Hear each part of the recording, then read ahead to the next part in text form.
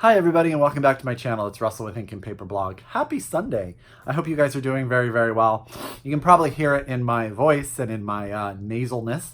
I've been fighting a little something. I don't know what it is, but I've been taking a couple days off in an attempt to let this pass. It's still there a little bit, so I apologize if my normal tone or sound is a little bit congested. I tried to get it to clear up, but it just doesn't want to leave quite yet. But I hope you guys have had a great weekend, and as always, that it involved some amazing reading or family or whatever you needed for this weekend to be. I'm actually super excited to do this video for you guys, and the reason is I don't normally do a video where I just have a topic where I talk to you about stuff or sort of give my opinion on anything. Normally I do, and there's going to be lots of books involved, or, you know, a tag video. There's still lots of books involved, but this one, there's actually no books involved except for two that spawned this topic. So the topic for this video is going to be, how do I rate books? And it was really spawned by a comment I got on Goodreads from someone when I had rated two books, the only two books that will be in this video. The Silent Companions by Laura Purcell and Where the Dead Sit Talking by Brandon Hobson. Both books I enjoyed very, very, very much, but I gave them the same star rating.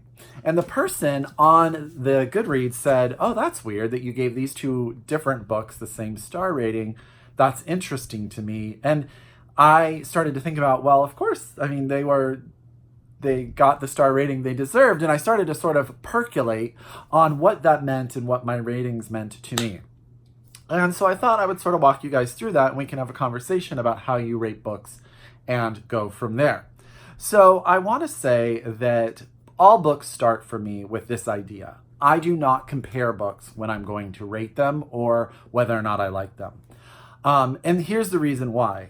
There would be no 5-star books year to year if I compared them to my favorite 5-star reads. So Stoner, currently Normal People by Sally Rooney, anything by Toni Morrison, let's pick Song of Solomon since it's my favorite. Those three books are 5-star reads to me, and they are very difficult to compete with, and they are my favorites, my favorites of all time. And so if a book had to reach that level to get a 5-star rating, I would never give 5 stars out. Does that make sense? So I internalize to the book in and of itself. I start with, would I recommend this book to anyone? If someone were looking for this type of book in its genre, would I give it to someone? And that gets you to a 3. That gets you to a 3. So if I think that I would give this book to someone, I would share the experience of reading it with people, I pretty much start at a 3 on all the books. Now, if I don't think that I would share the book, I have a horrible experience, that book then is knocked down to a 2. I very rarely give a 1. I have in the past. I'm not going to tell you what books, but I have given ones in the past. But for me, a reading experience that is not enjoyable, that I wouldn't share that book with anyone, is going to drop it down to a 2. Okay, so if the story and the book in and of itself is going to be something that I am going to want to share with others, it will probably get a 3 or higher. Then come into two things for me. I then look at the writing, and I don't look at the writing and compare it to the writing of other books. I look into the writing into what that book is trying to do. I think it would be unfair to compare an epic fantasy's writing style with that of a literary fiction writing style and say that the fantasy can't get up to a 4 because it's not as literarily written as the literary fiction. I want its writing to stand in and of itself for what that book is trying to do. And there are many fantasy novels that I would give a 4 to because I think the writing is good in world building, character driven, and it also moves the plot forward in such a way that is integral, that the writing doesn't get in the way of itself. We've all read books where the writing gets in the way of the overall story or character. Sometimes writing just wants to be pretty. Or there's an over description and it gets lost a little bit, and sort of the author needs to find its thread again. Those are all writing style things. Those are what I look to see if I enjoy the writing style, if I enjoy what and how the author is trying to tell their story. Then it starts to get into the 4-star series. Now, a 3 book, I've already said, a 3 for me is a book that I want to give people to read. So I think a 3-star rating for me is a solid representation of a good book that I enjoyed. Now, a 4, where I'm sort of saying, okay, the writing style has got me to think differently, or it's made me think differently about the genre, the author, the story, then I'm getting into the 4 range. Okay, in and of itself. In that book, again, I'm not going to compare it to other books. Then comes the 5. The 5 is the book there that the author has done something, has discussed something, has developed a character that I continue to think about and or makes me think about something differently.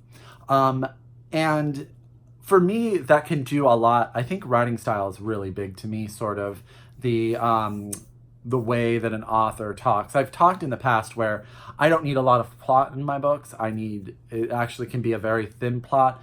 But if the writing develops the characters in an idea and in a situation, I am on board for that. And I can push that book into 5-star rating if I want to, 1, hand it to someone. 2, I think that what is written and how it's written is elegant and important to that book in and of itself. And 5, I want to talk to you about it.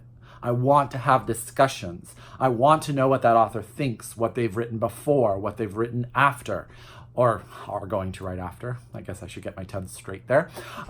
Those books, the books that get the 5s from me, are the books where I sit down and I finish them, and I automatically want to give them to every reader that I know and say, hey, I think this book does something special.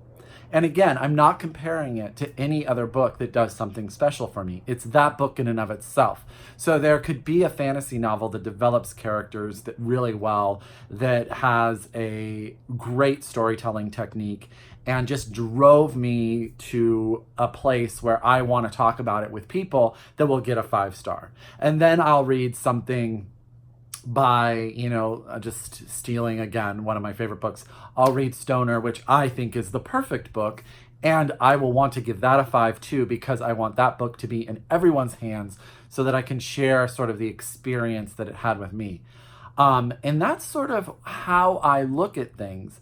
It is very hard for me to get a book that I don't want the story or don't want to share with anyone. They don't get out of the 2 range. If it is a story that I don't really care about and I think the writing is really poor, that's where it falls into the 1 range. But that is very rare. I think that there's always some sort of redeeming quality in some way to get a book to deserve a 2. And then I think there are a lot of really good, solid 3-star books out there. I think 4 stars for me is really a book that has done something that next level. And a 5-star for me means I want everyone to read it because I want to talk to them about it. And that discussion, I think, will be eye-opening not only for myself, but for other readers. And I'm interested to see what that author does next.